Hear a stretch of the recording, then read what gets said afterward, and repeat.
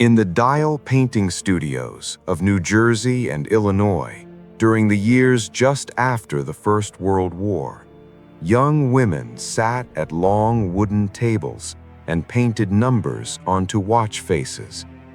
The work was precise and delicate.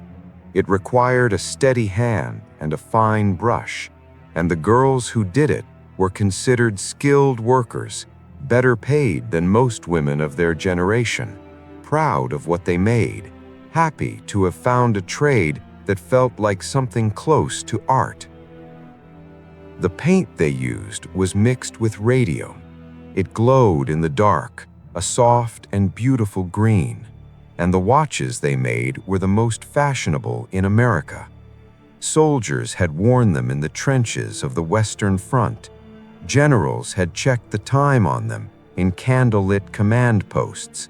The glow was a marvel of the modern age, and the women who applied it were at the center of something that felt, in those early years, like progress.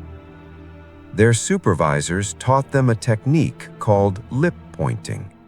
To keep the tip of the brush fine and precise, the painters were instructed to put the brush between their lips, shape the tip with their tongue, and then dip it into the paint. They did this dozens of times each day. Some of the women painted their nails with the radium mixture after work to surprise their boyfriends in the dark. Others touched it to their teeth and faces for fun, laughing at the way they glowed in the bathroom mirror. No one told them it was dangerous. In fact, they were told the opposite. The supervisors assured them the radium was harmless. The company doctors gave the same assurance. The radium was good for you, some of them said. It was used in medicine. It was the future. This was a lie. The people who ran the United States Radium Corporation knew exactly what radium did to the human body. They had seen it in laboratory animals. They had read the scientific literature. They wore protective gear themselves when handling the material. But the women on the production floor were told nothing. They were given no gloves, no masks, no warnings. They were simply told to paint and to lip point and to keep their quotas high. The sickness began slowly, as it always does with radiation exposure. The first signs were easy to dismiss: a toothache here, a jaw that ached for no reason, a strange fatigue that sleep didn't fix. Then the teeth began to fall out. Then the jawbones began to crumble. Then the pain became something that could not be ignored or explained away, and the young women who had once glowed with health began to understand that the glow they carried was killing them. Grace Fryer was one of the first to suspect the truth. She had worked at the Orange, New Jersey plant of the United States Radium Corporation and had begun experiencing severe dental problems in her early 20s. When she sought medical attention, doctors were baffled. Her jawbone was literally disintegrating. She pressed for answers, and when the answers she received did not satisfy her, she looked for a lawyer willing to take her case. It took her 2 years to find one. Most attorneys refused. The United States Radium Corporation was a wealthy and powerful company with excellent legal representation, and suing an employer for workplace injury was not, in 1927, the straightforward matter it might seem today. The legal framework for such cases was thin, the precedents were unfavorable, and the statute of limitations, the window of time during which a lawsuit could be filed, was already closing because the company had spent years quietly delaying, confusing, and discouraging anyone who came close to the truth.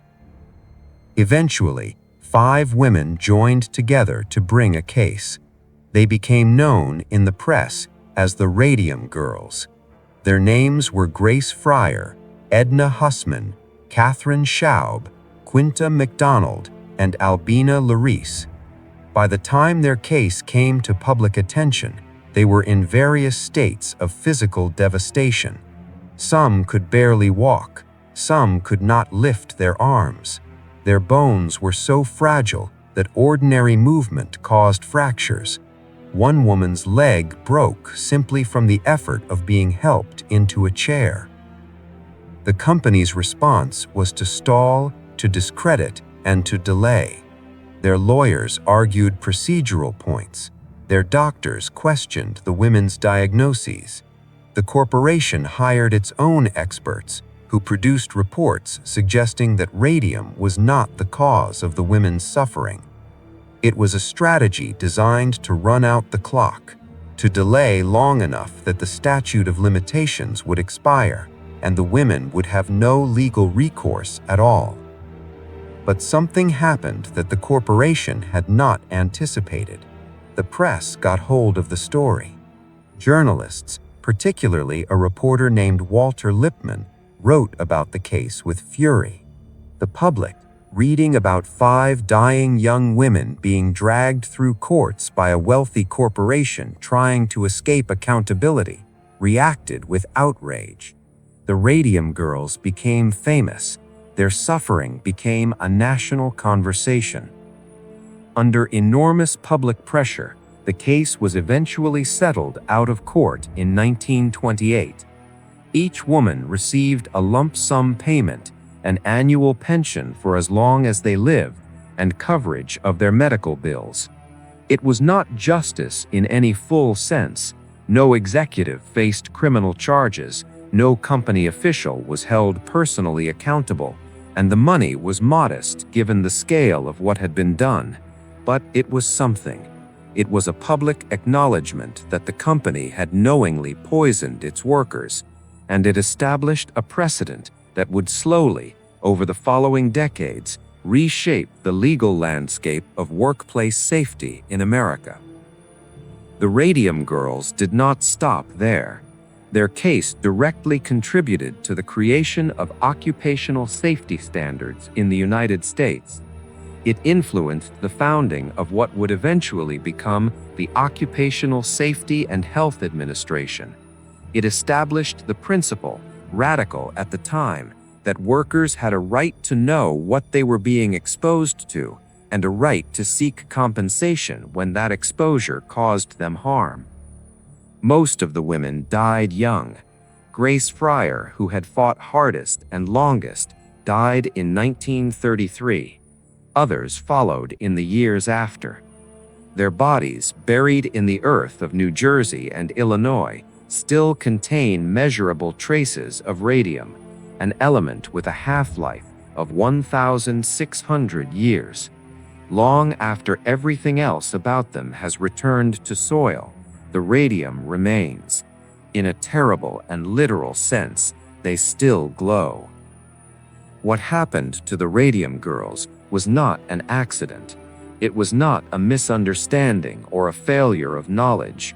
The people who ran the United States Radium Corporation knew what radium did.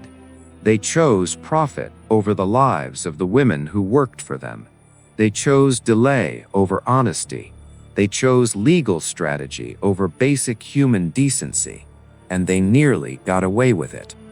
The reason they did not get away with it, the reason we know their names today, the reason labor law in America is different because of them, is because 5 sick and dying women refused to go quietly. In tremendous pain, with limited resources, against a well-funded and legally sophisticated opponent, they showed up. They spoke. They insisted that what had been done to them had a name, and that the people who did it should answer for it.